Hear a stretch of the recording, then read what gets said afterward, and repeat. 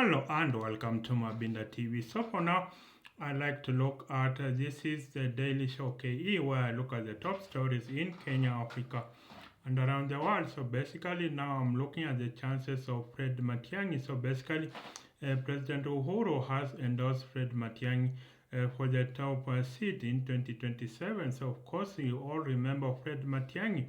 He was the de facto prime minister in Uhuru government. Basically, he was the prime minister. So Fred Matiangi came to the limelight when he cleaned up the education ministry. Remember, during his time, I think the total number of candidates with grade A's in Form 4 dropped to 141. So you can imagine it dropped to 141. So during that time, during that time, basically, that some schools got more than 141 A's in 2015, but in 2016 KCSE the grades dropped to just 141 as throughout the country. So that's how after cleaning exam cheating in schools, that's how President Uhuru then promoted him to the more powerful docket of the Interior Ministry. So of course then he appointed him as the national coordination, that is basically making him the de facto prime minister in all but name. So that's Fred Matiang'i. Now basically I think Mr. Uhuru has identified that Fred Matiang'i is going to be a formidable force. So what will Fred Matiang'i need in order to be president of Kenya? Number one, he needs to know that without the support of the big five tribes, that is the Luya, the Luo, the Kikuyu, the Kalenjin, then you cannot be elected president in Kenya. So obviously, if he is the presidential candidate for Jubilee, I think then now of course the running mate has to come from Mount Kenya. But of course then Mount Kenya, you have Rigathi Gachagua, you have Rigathi Gachagua, you have, I think the other ones, Kidure Kindiki, all of them will be vying for Mount Kenya supremacy. Of course, I don't think Rigathi Gachagua will accept. Maybe he feels more soft-hearted towards Kalonzo Musyoka. So that's how Fred Matiang'i, he needs to have support of the one of the big five tribes, and that is basically the Kikuyu vote. The Kikuyu vote will be up in arms because they now, I think they will not vote for Ruto the way they voted for him in 2022. Remember, even though that is Kithure Kindiki comes from Mount Kenya, he comes from a lesser tribe, a tribe that is not known, the Raka. And of course, there has been that division between Mount Kenya West and Mount Kenya East, but I think ultimately it is Ruto got votes from the Kikuyu because Rigathi Gachagua comes from the larger Kikuyu tribe, and then of course you have the Embu, the Meru, the Daraka. They vote where their cousins Kikuyu vote, and so basically that is going. But then of course Matiang'i is a no-nonsense person. Is he the right person to be Kenya's president? That is Fred Matiang'i. He is a no-nonsense person. Basically, you remember as interior minister, a lot of activists died or disappeared. Remember the bodies that were dumped in River Nyala. So basically, and I think UDA party is keen on pointing out that Fred Matiang'i is a project. I think that's what the likes of Adan Duale will do. They will point out that Fred Matiang'i is a project of Uhuru Kenyatta, but he has to be tough. Remember, William Ruto defeated Raila Odinga, or maybe stole the votes. I'm not quite sure. You remember that is Uhuru candidate was Raila Odinga. Of course, some say Uhuru did not do enough to ensure that Raila became president. So, of course, William Ruto is not a walkover. Basically, he knows that he has lost the Kikuyu vote. And so someone says this will be like the 2000 election anti-Kikuyu vote. Basically minus the violence. So basically Ruto knows he has lost the Mount Kenya vote, and now what will he be doing in order to regain the Mount Kenya vote? So basically that is as it is. That is basically that is Fred Matiang'i will be clamoring to be the Jubilee candidate. But then of course there have been of course that comes with brand name recognition. It comes with a lot of money. Remember, Uhuru, I think, is among the richest Kenyans, top five richest Kenyans. You have the Kenyatta family.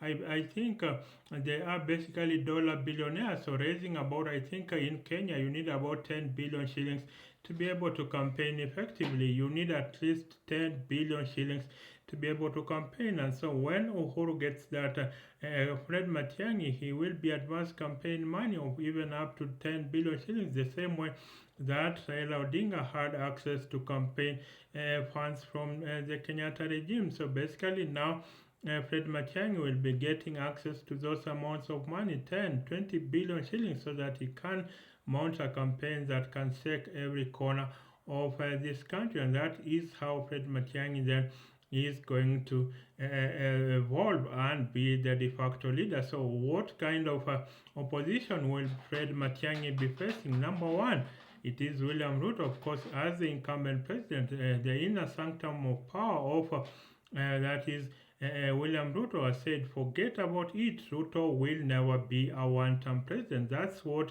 the likes of Oscar Sudi are saying. That is, Ruto will never be a one-term president. So basically, they project that rigging will happen in North Rift. So basically, that is what the likes of Oscar Sudi are saying.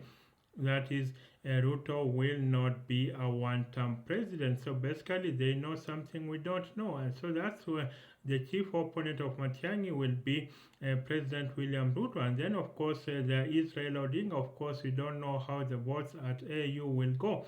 But then, if it goes that Raila Odinga loses the AU chairperson bid, then basically he will come back to local politics. And even if he wins, he may decide to cut short his term and come and contest, because remember, Raila Odinga still has that self-actualization he has not achieved. He wants to basically be the president in the coming election. He wants to be the president. That is Raila Odinga. He wants to be the president of the country, and I think that's why he could cut short his AUC chairperson bid. Even if he wins, I think Raila Odinga will cut short his AUC chairperson bid, so that will leave now the seat to now Raila Odinga will come and fight it off with Fred Matiang'i. Remember, Raila Odinga, he has fight for the presidency 5 times. He will be seeking it a record 6th time in 2027, and basically I think he will campaign for life.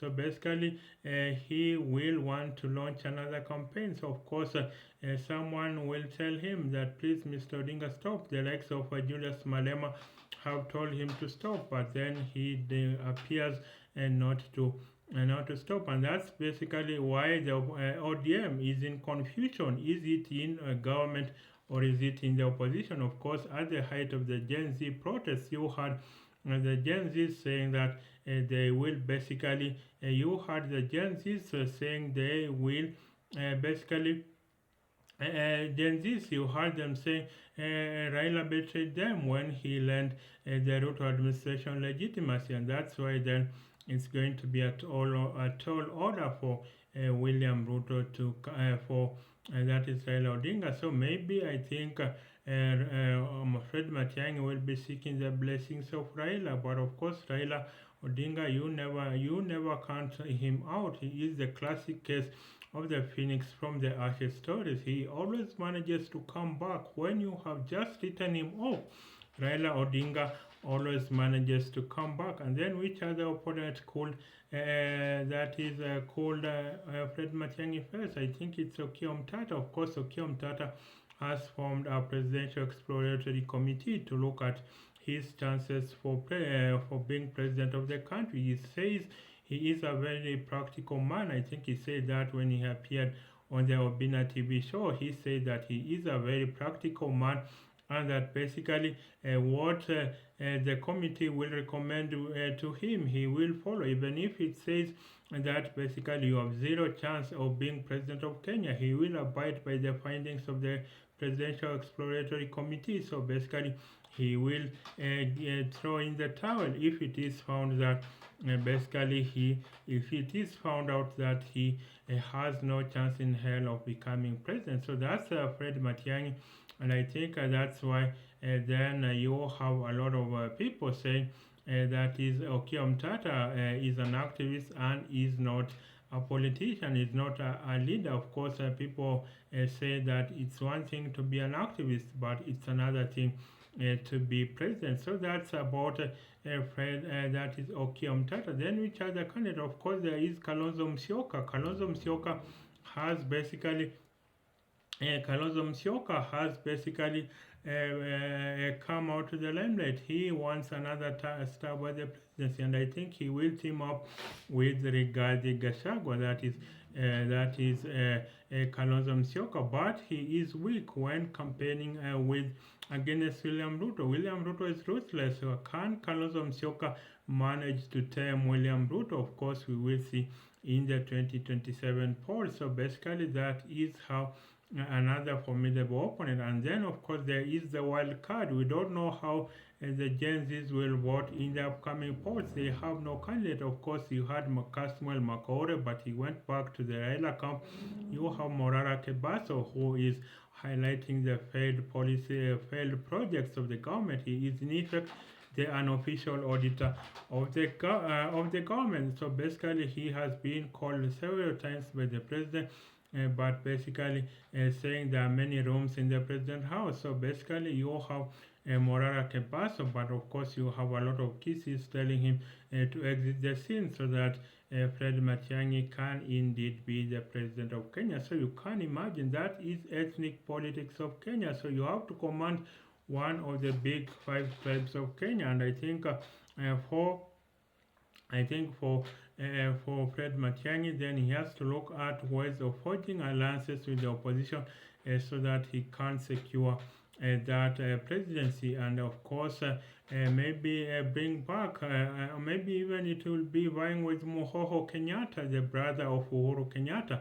So basically, maybe a Kenyatta could soon be in status as the deputy president. So you never know what promises Matiang'i will make to Uhuru. So basically, Uhuru will want to return back to the State House, and of course ensure that his family is back in power. Remember, the Kenyatta family owns several businesses. They own several businesses, and so I think it will be high time that they will be trying hard in order for Kenyatta to be able to go back to State House, either through his brother or through one of his children who could come into politics in order to be the Mount Kenya kingpin. So of course, so that's it about the Kenyan politics. Fred Matiang'i, what do you think of chances of Fred Matiang'i what do you think of the chances of Fred Matiang'i being the next president of Kenya? What are the chances of Fred Matiang'i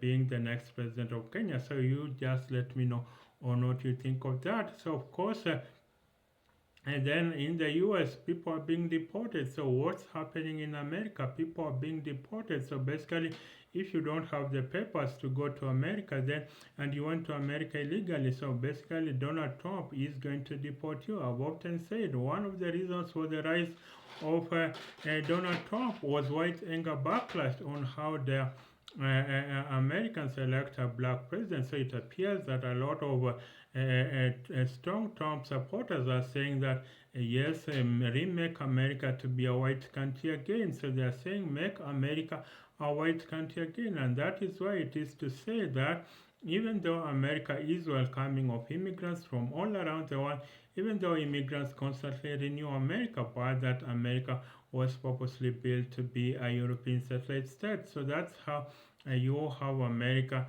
being a European satellite state. So I think for now that is how America was made to be white Anglo-Saxons, white males calling the shots. I think you have a conspiracy theorist that has been appointed to a very high position. I think when he said that America flourishes, the world flourishes when a white man is in charge. So you can imagine the racial tensions, and I think there will be protests all around America regarding President Donald Trump rule. There will be protests all around America regarding President Donald Trump's rule. So you can imagine he will be destabilized by the other.